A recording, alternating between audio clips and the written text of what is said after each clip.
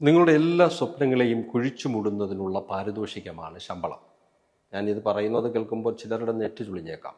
യഥാർത്ഥത്തിൽ നിങ്ങളുടെ സ്വാതന്ത്ര്യവും നിങ്ങളുടെ ആഗ്രഹങ്ങളും നിങ്ങളുടെ സ്വപ്നങ്ങളെയും ഒക്കെ വിലക്കെടുക്കുന്ന ഒന്നാണ് ശമ്പളം. ദക്ഷിണാഫ്രിക്കയിൽ ഒരു ഗ്രാമമുണ്ട്.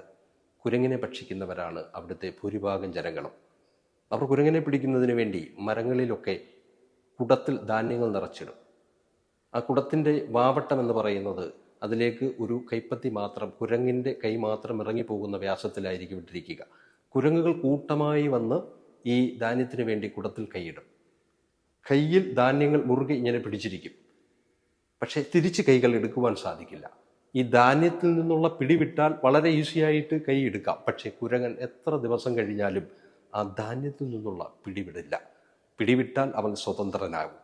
ഇതുപോലെയാണ് പല ബഹുരാഷ്ട്ര കമ്പനികളും പല കുത്തക മുതലാളിമാരും സാലറി എന്ന കുടത്തിൽ നമ്മളെ പൂട്ടിയിട്ടിരിക്കുകയാണ്.